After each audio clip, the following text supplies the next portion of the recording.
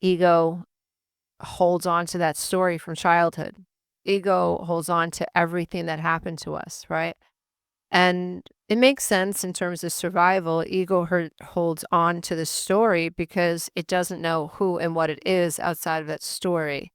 And that makes sense too neurologically because the brain is wired to seek the familiar and to seek the negative as a way to survive. And so it was very enlightening for me when I realized that the human brain is not really designed to go into outer space. It's not designed to get out of a comfort zone. It's not designed to shed a story. It's not even designed to shed trauma. It's designed to hold on to trauma. And when I understood, oh, this is all survival, like a trigger is survival, right? But it's also self-sabotaging. It's also counterproductive. Like, oh, like I really have to figure this out because if I psychologically only identify with my ego, then I'm always going to identify with the trauma, which keeps me tied to the past. I don't want that. I don't want that. I don't want to create from that gobbledygook, but yet if I don't figure this out and I don't awaken and I don't change, then I'm not going to ever live any other life aside from the story my ego believes is the only story. And once I realized none of this crap was my fault, that there were biological components, that's nature, and then there was the nurture component, which was the environment. None of it's my fault. The fear of people, the fear of rejection, the fear of abandonment, the fear of living alone, the fear of vulnerability, the fear of intimacy, the fear of not being needed in a relationship, all of it, none of it was my fault. The fear of failure, the fear of success, the fear of putting myself out there and risking failing in front of a large audience or just even in front of one member of my family, all of that, like, that was all tied to my ego story. And once I started to understand the subconscious mind and the quantum field, I was like, no wonder my life is so miserable. Yet, the quantum field is telling me it's nothing but unrealized potential, but I have to shed the ego story. And what I learned, and that's what's in Soul School, it's not about an ego death. It's about transcending ego. It's about almost like remember Stretch Armstrong, that doll? Imagine stretching Armstrong's Stretch Armstrong so much that the bottom of Stretch Armstrong gave away, right? Or the analogy I used yesterday was a rocket taking off and the rocket boosters falling away. That's what enlightenment feels like. That's what spiritual awakening feels like. That's what spiritual growth feels like. It feels like I am growing into something greater than my old self. And I think that's so important to consider and think about. I want you to know that you are changing the world, right? And you really are changing the world, meaning that wars consistently happen, right? Because they're hanging out in the quantum field. The pattern of war is still in the quantum field. So that's why I don't like war, right? I want to do everything we can in America to not have a war, right? To not participate in war. I know it's big business for a lot of people, military contracts and that, but um, war is going to continue as long as we go to war, as long as there's money in war, or as long as we as a society value what happens when there is a war, right? So wars are going to continue. So the reason I bring that up is because even if you think about racism or sexism or homophobia, whatever it is, right? Whatever society has struggled with, and we've struggled with a lot, right? Um, as long as it's hanging in the air, in the quantum field, we're going to be able to, as generations come and go, link up to that. But what happens is as a conscious healer, as a conscious creator, you are helping to add a different dimension, a different pathway, a different potential, a different frequency for generations to come. Now, if enough people do that, that's why we're rolling the 12-week, the 8-week, and the 12-week, and I'm going to be doing the 12-week and the 8-week we're rolling it into a one academy because we really do believe, everybody on the team believes that when someone comes into this work, they are changing their frequency and they are breaking through generational curses. They're breaking through ego identity. It's like they are that rocket that is piercing gravity, right? So the first question, I personally am working on what is in my subconscious around being unworthy. Consciously, I feel worthy, but we know how this works. The unconscious holds a lot. I would love to hear some tips on how you work through this. I have some tools of my own, but I'm curious what you do to confront these beliefs. Much love.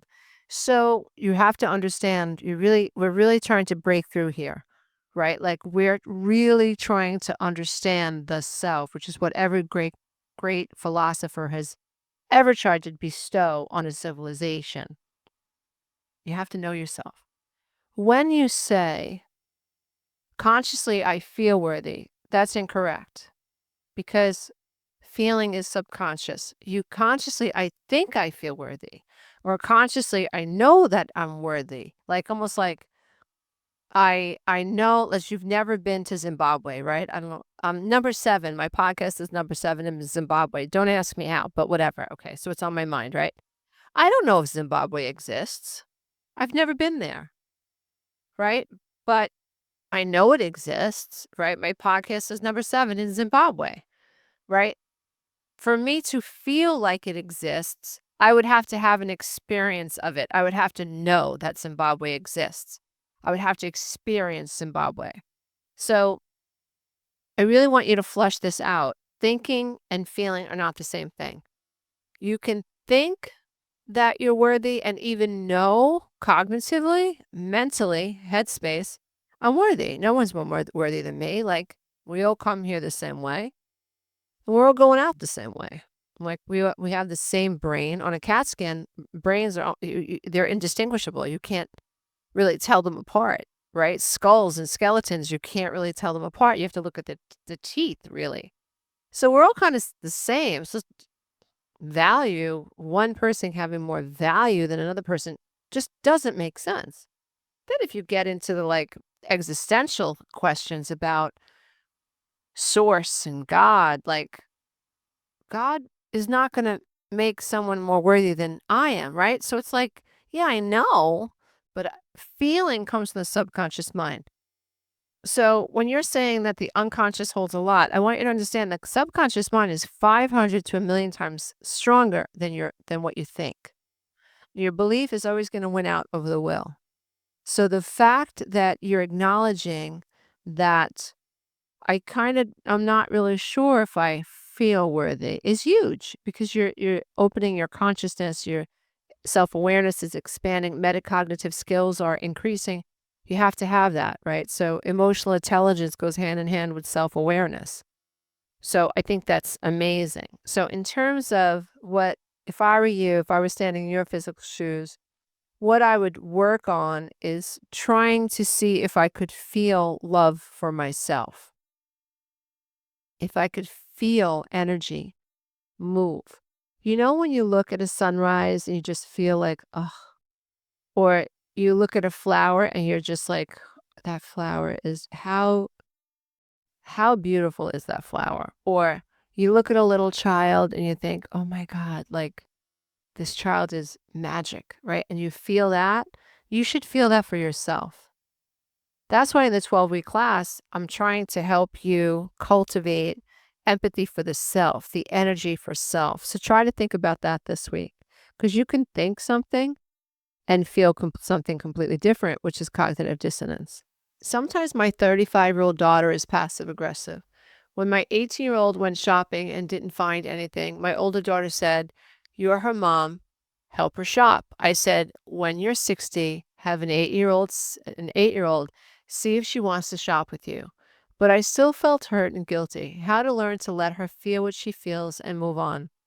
So I think that the fact that you're asking the question is huge. I had a session this morning with someone. We had a similar conversation, and it's really all about surrendering to your passive aggressive 35-year-old daughter, meaning that you recognize she has no clue what the F she's talking about. Okay. You and I have raised those teenagers. We've lived through the 35-year-old, right? I have a 35-year-old myself, and a 30 will be 33-year-old, and a 27-year-old, and we have a 39-year-old, and a 38-year-old, and a 32-year-old. So we got 6 kids. You want me to count their spouses? We got 12 kids we're dealing with, right? From 27 to 40, right? We've lived through it, Malky. Right? So it's almost like you could look at your daughter and go, "Pisha, you have no idea what you're talking about." It's like when my son said, "Oh, I'm getting a puppy," like a week after you got married, it was like, "You better think about that." Right? Like, I've lived through it, right? But I just let go and let it go. So you want to get to a point, Monkey, you have to know what the goal is. Your subconscious mind has to know what the goal is. And the goal is to be immune to criticism. The goal is to give people permission to see you through their lens, because I know you got a bunch of kids, right? And you cannot physically, mentally, emotionally control every set of eyes that looks at you through their eyes. So your daughter has an ego. She has a story about herself. She has a story about who you are. I gotta tell you, the who my children thought I was, sometimes I was just like, say what? Like, I was like, "What?" It was such in contrast to who I thought I was, and I thought that was so interesting, and who they think I am has evolved over the years, which is really interesting, and the reality is, Malky, what's the goal, right? You're enough, and I know it is hurtful, and it would be nice if your children were like, "Mom, you're the best, and you're amazing," but that's seeking their validation. And even that would be unhealthy because you'd still be on the hook for, "Oh, mom, you're the best." And if they didn't say, "Oh, mom, you're the best," you would think, "Oh my God, does she think I'm not the best today?" So we really are trying to flush this out where you give her permission to see you through her eyes. That's the whole surrender piece. I give you permission.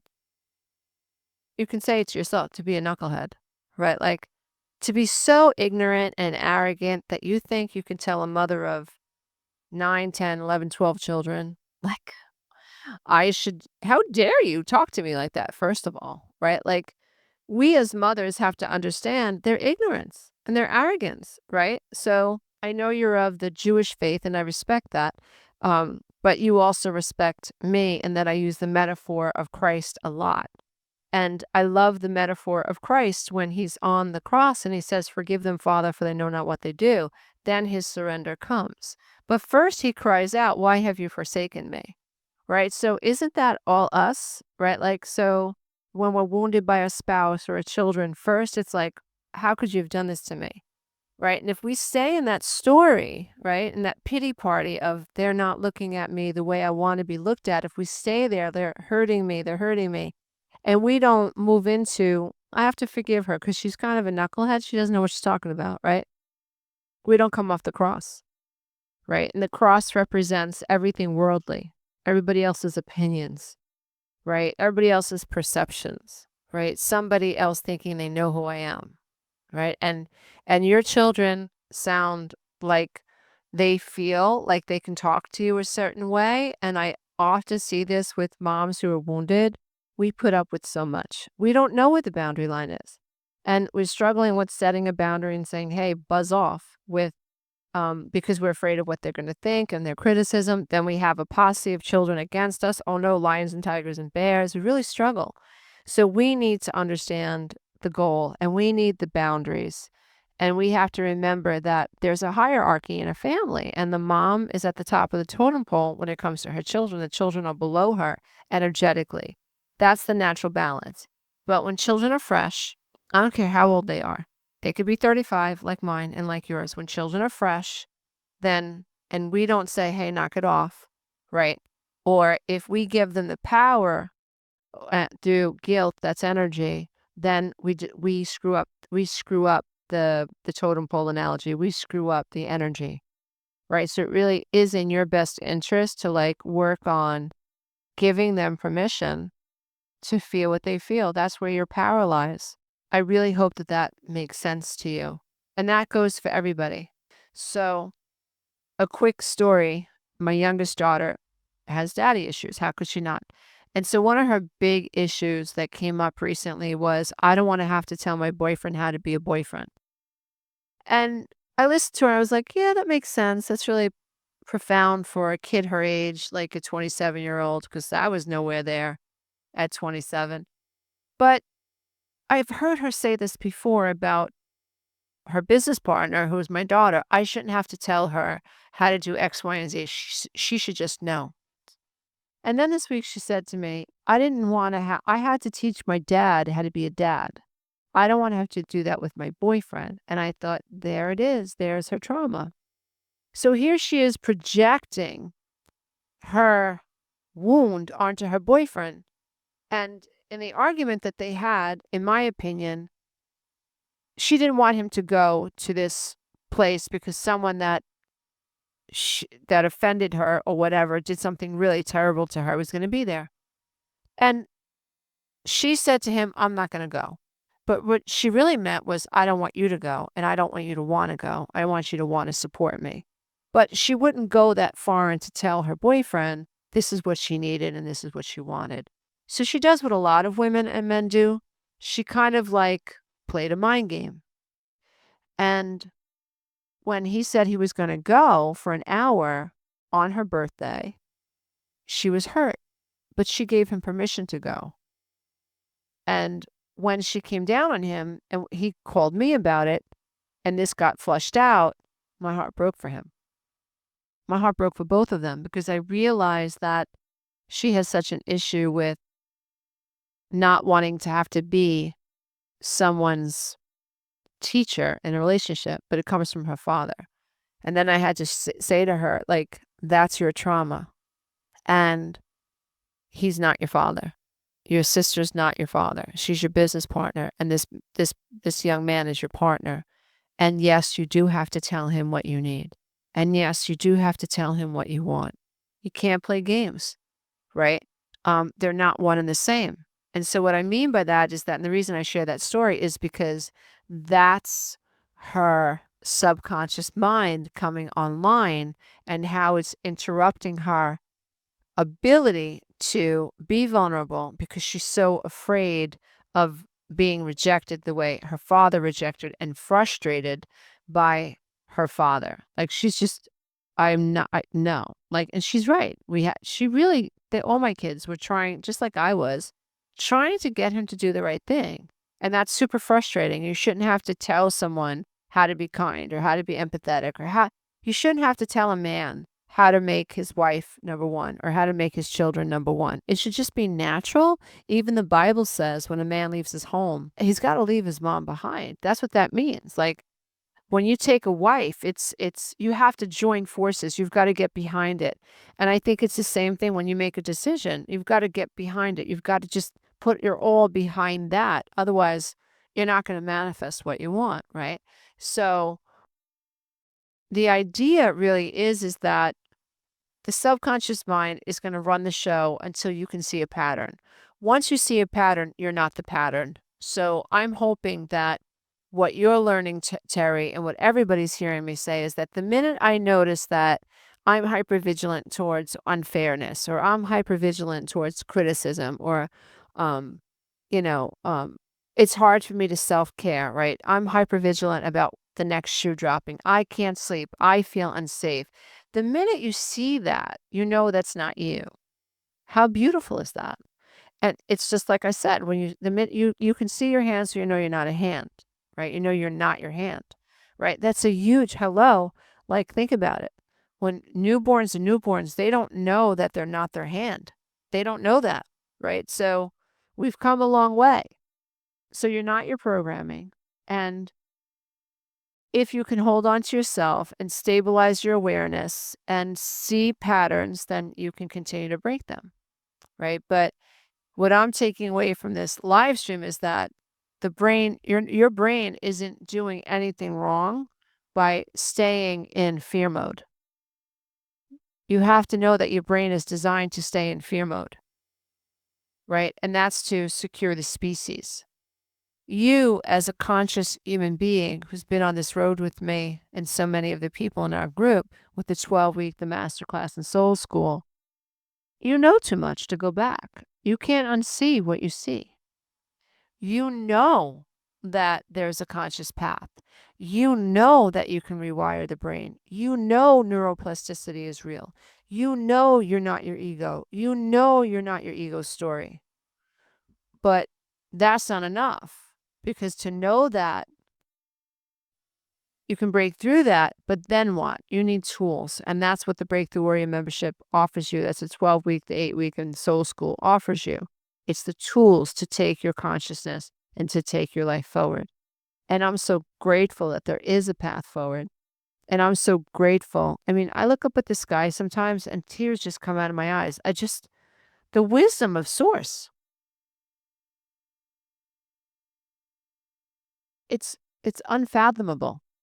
Right? They say that the only thing about the universe that's unfathomable is that it is fathomable. In other words, like, when you know what the quantum laws are and the divine laws are, that thoughts become things, that quantum entanglement is real, that quantum tunneling is real, that locality versus non locality, that truth is real. The field is alive with truth. It's magical. And when you as a being align your consciousness, your awareness, your focus with your feelings and your beliefs with your goal, you can become anything. Anything. The reason negative emotion is important is because the only reason that you know what you want is because you know what you don't want. I said to my daughter yesterday, okay, you sound really frustrated in this relationship. I said, that's not bad news. She's like, how do you figure? I said, because now you know you don't want to be in a relationship that frustrates you. You didn't know that before. Now you do. When someone cheats on you, it's so painful, right? That now you know that because I was cheated on, that I want someone who it's just not in their moral makeup. How did you know that? You didn't know that before. When you're poor, you know that you want to be financially secure, right? Well, how do you know that? You only know that because you know the experience of being poor, right? When you grew up like me, it's really interesting, feeling so invisible and so unheard. Hello. And here I am today with almost 700,000 YouTube subscribers, and all I do is talk my head off. Every opportunity I get, podcasts, interviews, summits, live streams, whatever, right? YouTube videos, like, hear me roar. You know, you suppress someone like me for so long, and then there's going to be a quantum explosion eventually for who and what I really am if I stay on the path.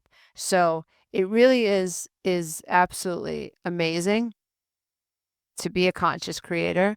But I have to say that you have to do the work. In other words, like, consciousness just doesn't happen. You have to make it happen. You have to wake up and meditate and journal and be conscientious and be self-reflective. It's like a job, but there's there's no other job that's more important, because I do that job, I'm an excellent grandmother. And I don't say that from a narcissistic place. Like, I know I'm an excellent grandmother, right? I can see it in my granddaughter. I could see it in the way that she loves me. So, and that has an effect on the entire family, right? It has an effect on everybody that comes into our home, right? It has an effect on like Anthony's daughter has come home. It's like the prodigal son. She's come back, right? After 10 years or whatever, right? Like, what's happening? Love is happening. Love consciousness is happening. And so there's no I don't think there's any greater work in the world to do. And I just want to say thank you for doing it and for making me a part of it. So I hope that that makes sense to all of you. I just want to say thank you all for being here. Namaste, everybody. Until next time. Bye for now. Hey, if you love this content, don't forget to check out the next video, and you can go to my website and take the codependency quiz.